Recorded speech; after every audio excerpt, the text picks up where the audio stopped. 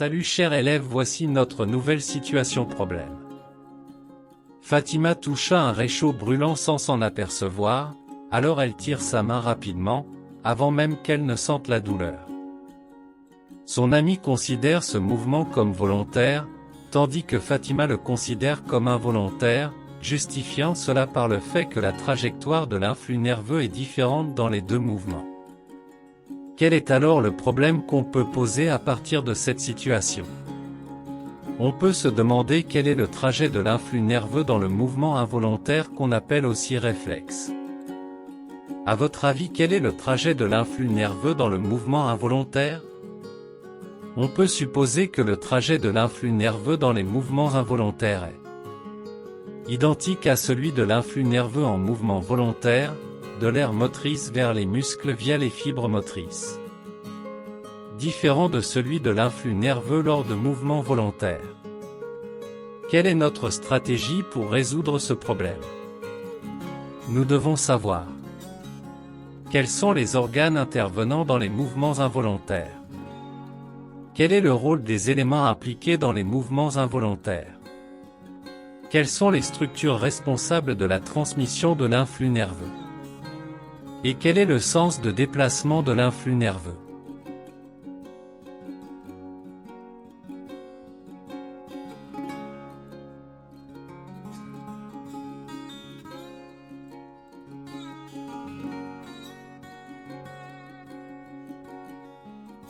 Résumé. Problème. Quel est le trajet de l'influx nerveux dans le mouvement involontaire? Hypothèse. On peut supposer que la voie de l'influx nerveux dans les mouvements involontaires est identique à celle de l'influx nerveux dans les mouvements volontaires. C'est-à-dire que l'influx nerveux va naître au niveau de l'aire motrice acheminée vers les muscles via les fibres motrices. Différente de celle de l'influx nerveux dans les mouvements volontaires.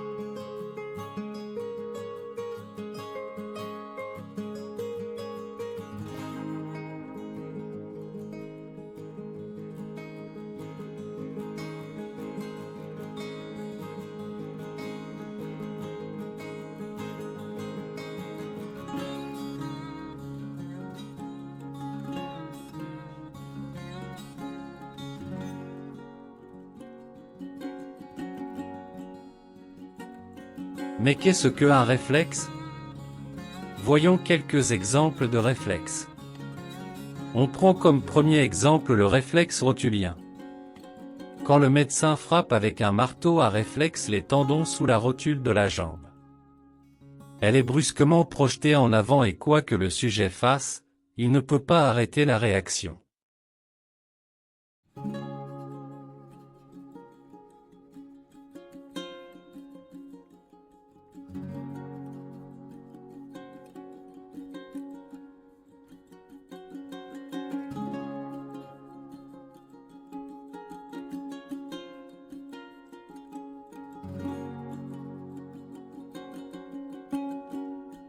Comme deuxième exemple, nous prenons le réflexe de flexion de la patte postérieure de la grenouille. Si on plonge l'extrémité de la patte postérieure d'une grenouille dans une solution d'acide dilué, la patte fléchit. On peut aussi faire une stimulation électrique ou mécanique et on obtient la même réponse.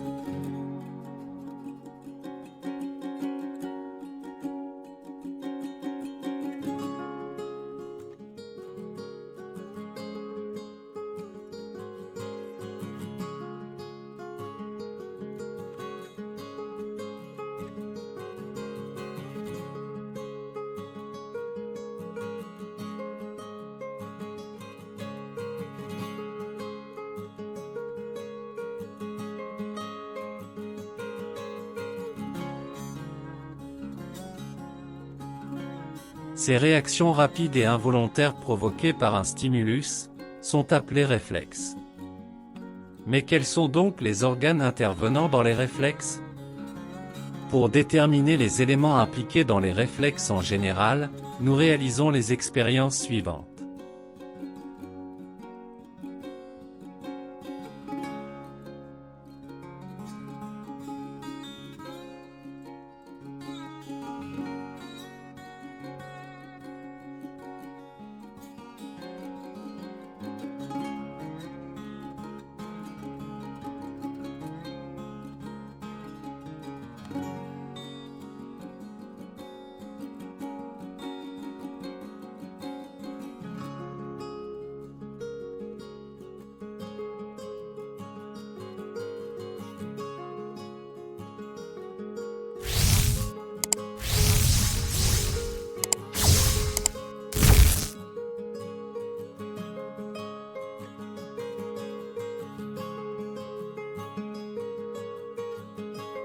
Expérience 1, on prend une grenouille, on détruit son encéphale et on garde sa moelle épinière intacte.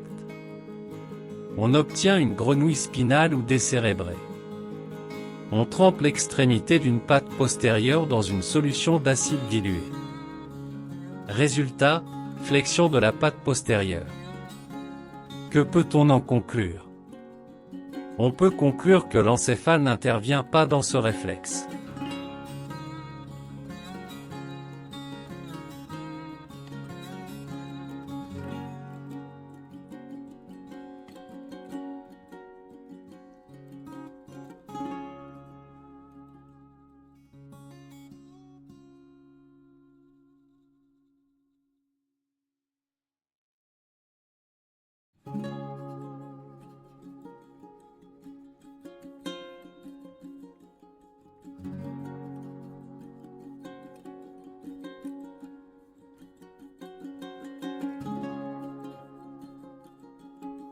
Expérience 2, on trempe l'extrémité de la patte postérieure gauche dans une solution d'éther, anesthésiant, puis dans une solution d'acide dilué.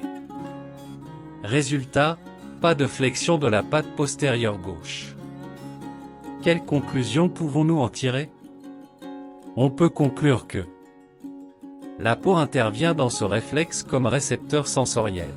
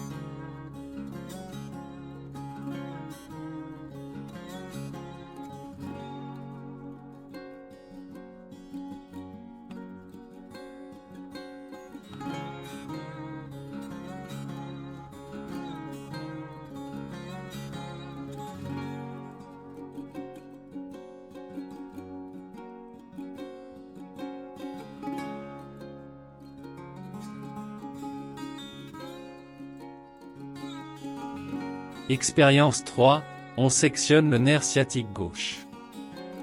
On trempe l'extrémité des deux pattes postérieures, dans une solution d'acide dilué. Résultat, flexion seulement de la patte postérieure droite. Qu'est-ce qu'on peut en déduire?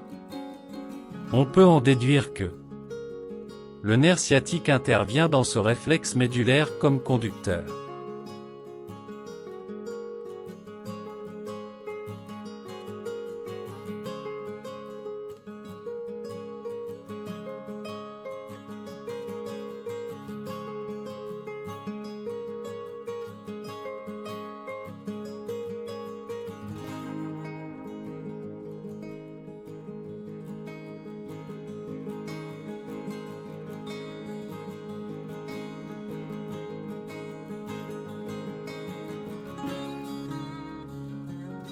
Expérience 4, sectionnement du nerf sciatique gauche.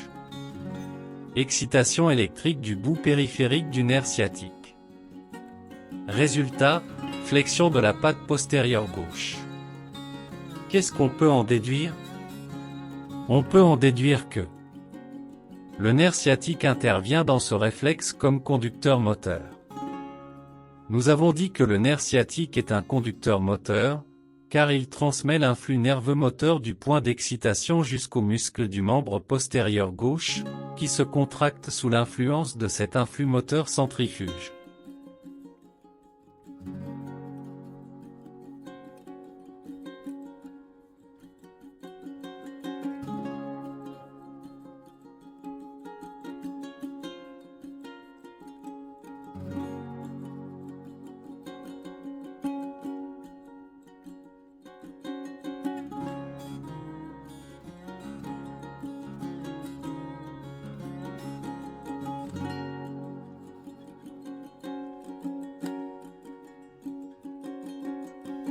Expérience 5, sectionnement du nerf sciatique gauche. Excitation électrique du bout central du nerf sciatique. Résultat, flexion de la patte postérieure droite. Conclusion, le nerf sciatique intervient dans ce réflexe comme conducteur sensitif. Nous avons dit que le nerf sciatique est un conducteur sensitif, car il transmet l'influx nerveux sensitif du point d'excitation jusqu'à la moelle épinière, qui va la transformer en un flux nerveux moteur centrifuge.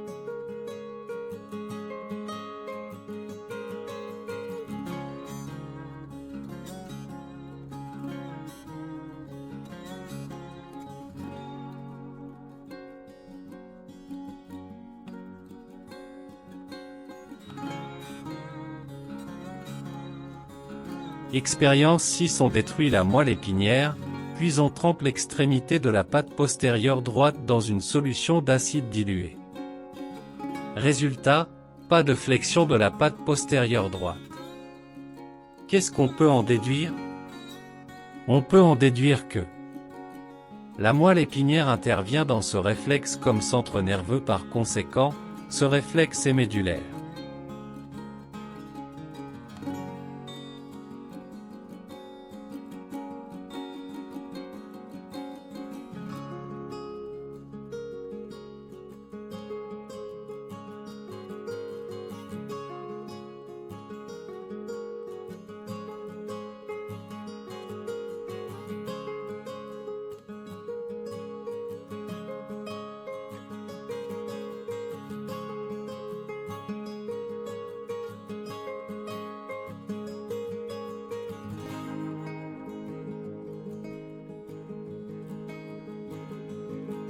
Expérience 7, on sectionne le tendon du muscle de la cuisse gauche, puis on excite le bout périphérique du nerf sciatique. Résultat, contraction du muscle de la cuisse, mais pas de flexion de la patte postérieure gauche. Quelle conclusion pouvons-nous en tirer? On peut conclure que le muscle intervient dans ce réflexe médulaire comme effecteur moteur.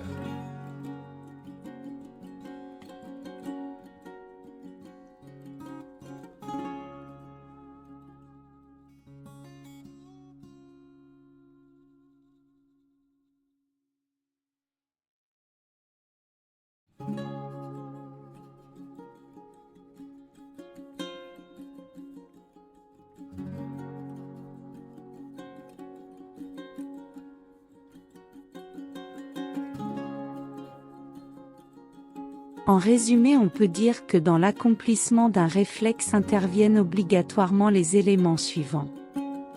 Un récepteur sensoriel, dans ce cas sont les terminaisons nerveuses de la peau, qui reçoivent l'excitation et génèrent un influx nerveux sensitif. Un conducteur sensitif, ici le nerf sciatique qui conduit l'influx nerveux sensitif à la moelle épinière.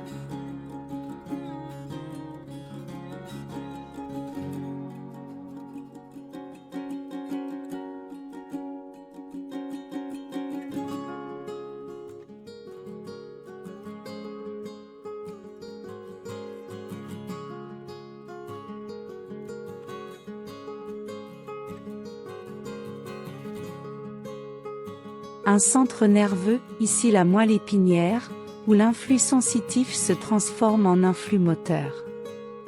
Un conducteur moteur, ici le nerf sciatique, qui conduit l'influx nerveux aux organes. Un organe effecteur, le muscle qui effectue le mouvement en se contractant ou en se dilatant.